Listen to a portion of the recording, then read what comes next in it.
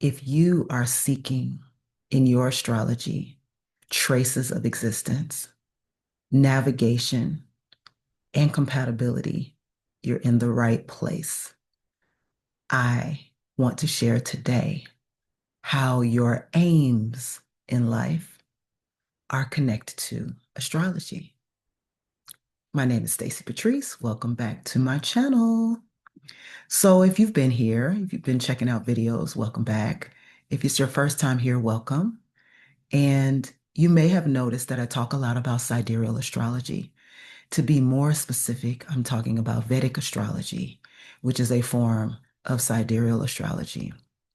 And Vedic astrology, as a Yogini person who has been teaching and sharing and living the practice for over a decade, I have ventured into my deepening of Vedic astrology. It is one of the sisters of many things that I study, and it is definitely a science of light. So, one of the things that I think about a person who is embracing light on their path. One of the things they may need to know is why.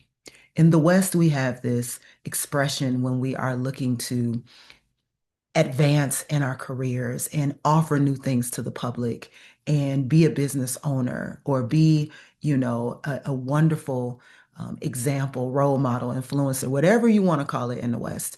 One of the big questions that people say is why? Have you found your why? Can you express your why? What is your why? And I am going to pose that question to you. It is a question that I've already posed to myself. Why astrology? Why? Why is astrology where you are seeking? And some of you may say it may be interesting or I like it. It's fun. It's fun to look at, the ways in which things affect each other. I like cause and effect. There might be a lot of reasons why you say you like astrology or why you are a student and possibly teacher of astrology. But on a personal level, let's tail it back. What is your reasoning for utilizing astrology for yourself first? Why did it come into your life?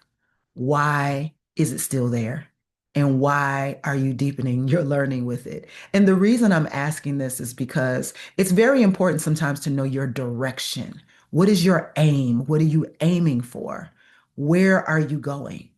And so today I would like to point out four aims that are central and essential within Vedic astrology that point to some of the reasons you may have for doing a thing without necessarily thinking of this language as the answer to it. So, first off, the first aim we have is what we call Dharma, which is loosely translated to purpose. Your purpose and what it is that you actually came here to do, which I talk about a lot, what you actually came here for inevitably is to be an instrument of the divine. Inevitably, it is what its highest expression of it is. But there are always going to be entry level and midpoint expressions before you get to the completion of an expression. So, purpose, of course, is something that drives many of us. Is to do something in life that has a purpose, is to reach a higher purpose, is to answer the call of a purpose, is to move forward in purpose, is to provide purpose. These are the things that move people along in their journey through life. When people feel like they don't connect in the world in the way that they maybe once did, 9 times out of 10, it's because they realized I don't feel like anything I do has a purpose. They have not reconnected to their purpose. They have not honed in possibly on their purpose, or in some way that disconnection from their purpose is so great and so vast that they find themselves aimlessly moving through life. So purpose is huge. And if you want to take it to the higher levels, being an instrument of the divine and carrying the gift that you were credited in this lifetime in order to bestow upon others is huge. Purpose. Who would not want to know their purpose? So through the course of astrology, through the course of Vedic astrology, you get to learn the purpose throughout your chart. You get to understand. And if you're in my course, you already know this is one of the things we cover in the course. If you're not in my course, stay tuned because come April, something new is coming. So we go ahead and we move through these houses. We move through these areas of the chart, these significators, this meaning, this boomeranging in between, different areas and locations and positions. And we see if that interweave purpose, what it is speaking, where it is placed, how it is rising and moving in your life, because purpose is the origin story. It's where we begin our journey. But then after you start to understood a little bit about your purpose, after you begin that journey, then we move into how. So why is the starting point, and then how? How do I live out my purpose? How? Well, beautiful question. How you live out your purpose is heavily reliant upon your resources. The resources that you have are things that can help you to live out your purpose if you have the right resources. Although all resources are not creative equal, if you are creative enough and resourceful enough, you can make resources that possibly were never intended for your purpose serve your purpose. So we have a lot of things in life, and we see this a lot, how people gather one thing and they marry it with another thing. Like a person might say, in order to be an artist, I need a certain amount of money. I am definitely an artist, but I need sponsorship. I need backing. I need money. I need funding. Equipment costs, this cost, that cost, that cost. I need money, right? And so in that process of wanting and desiring money, you may find that your greatest resources are actually people, or actually going forward and not using the traditional paths of how to create. You may go historical and say, well, in order for me to create, I'm going to make things that are the things that I would normally buy and make those a resource so that I can do the creation I came to do.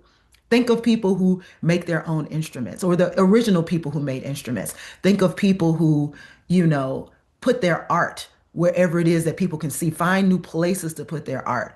So it's no longer just on walls inside of studios or just on walls on your feed and your posts online, but maybe they find opportune places to place it.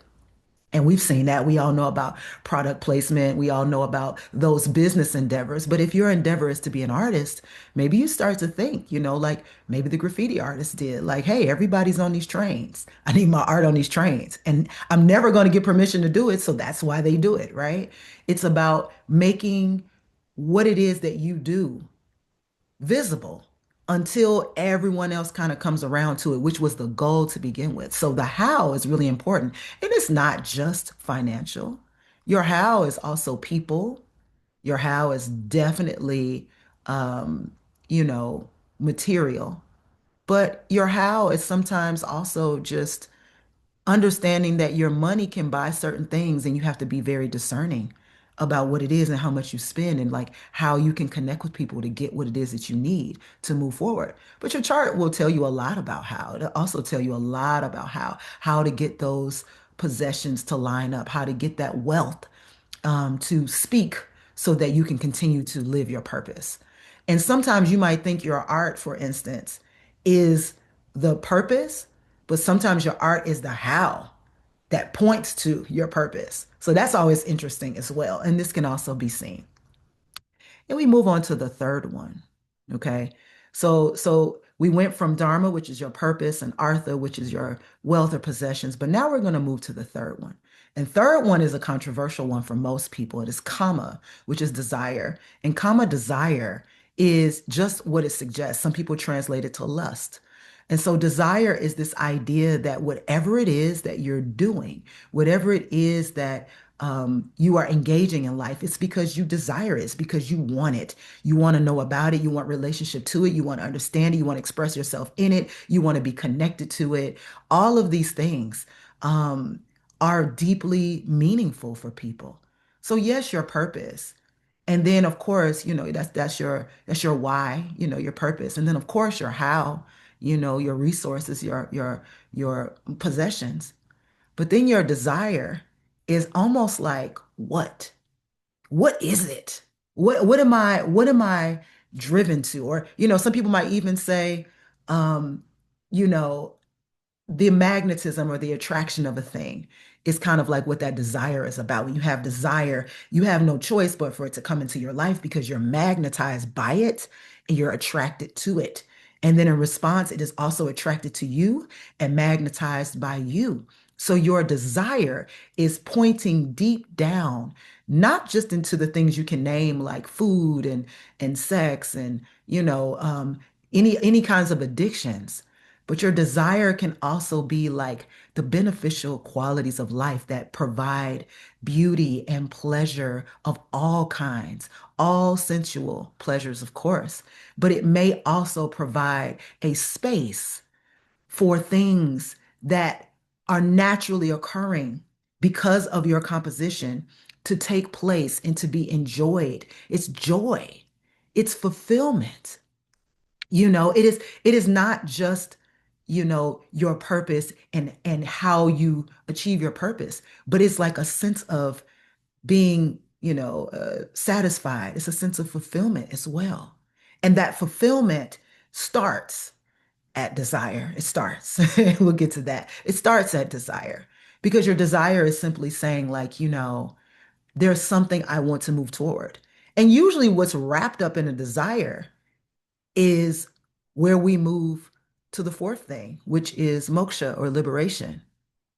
What's wrapped up in a desire is your desire to be free. What's wrapped up in your desire is the next stage, which is to let it go. You experience the desire, you express, you get up in there. It shapes you, it changes you, it informs you, it educates you. It also, in some ways, can distract and can take you somewhere else because you are attracted to it. So it'll bring you new lessons and sometimes new karmas. But that desire is going to be something that is a driving force. In a lot of people's lives, is how they navigate off desire. They don't necessarily know that they're living their purpose. They don't necessarily even know or have, any morals or integrity about how. They just want the desire part. And the desire part is rapture for a lot of people. It is entangling. Mm, it's entangling because they misunderstand the height, the exaltation of desire. The exaltation of desire can be peace. You can say that would make me the happiest is to have and experience peace, you know. And in that case, yes, that kind of desire would be directly connected to moksha, but you might have to go through some desires and through the lower vibrations and stages of it before you get to the highest, right? And so, of course, the highest is going to take you to moksha. Moksha is a kind of unattachment, or it's actually dissolving. It's not unattachment like I'm letting it go, I don't care. Yeah, you care deeply. It's wound up in your DNA and your circuitry. Of course you care. So it's not detached like that. Like I don't want nothing to do with that. I don't care about that. How could that be after desire? It is actually what you've been wrapped up in transforming you. It's transforming your environment, it's transforming your mind, your body, your space. It's the ultimate transcendence. It is a very high quality, but it might be obtained through some really drastic lows. You may go through heavy, heavy transformational periods in order to get to the place where it feels light. And sometimes it doesn't feel light until the body is no more. And so this is the union with the divine, and that can happen a lot of different ways. Some people use their desire directly, physically, to have union with the divine. Some people also understand that union with the divine on a larger level is just the kind of liberation that is the most fulfilling, is to not have to do that. And there are groups and people and networks that practice this kind of detachment from the material. So when we talk about detachment, it's not detachment like, again, don't care at base. It's what I am connecting with is taking me higher, and that is more important than connecting with things on another level that keep me bound. So it is like dissolving and surrendering into that greater expression. So those things are definitely why people are connected to this astrological walk. I hear it in the consultations I do with people. I see it in the groups that I've formed around these topics. I see it in the courses and the classes. People want to know these things. So they are not just an idea of four aims of life. They are actually in real life things that people aim for. You can call that nature or nurture, but it is things that humans have in common, is to say, the things that I want to see, the things that I want to experience are connected to these things. And you can see them at work. So when we think about astrology, hopefully, we're thinking about why astrology? Why would you want astrology? And are these aims things that you can relate to and that resonate with you? Do you know your purpose? Do you want to know your purpose? Is that a driving force for you? Have you connected to that aspect of self? Maybe why and why not is what astrology can answer, or when. So then we move on and to talk about our our possessions, our resources, our wealth, our commodities, and how those things help us do the thing we came here to do. And so what does that look like for you? You might not need millions to do that. So it might not be money based, but it might be network based, it might be room based, it might be based upon things that are laws of nature more than just the physical money. So as we start to look at that, it's important to define for yourself, what are those things based on my purpose? And then what are the things I am drawn toward? And how do those things I am drawn toward draw in these different levels of experience? And how can I continue on that until I am fulfilled in the definition of the instrument that I am that came here to carry that purpose out?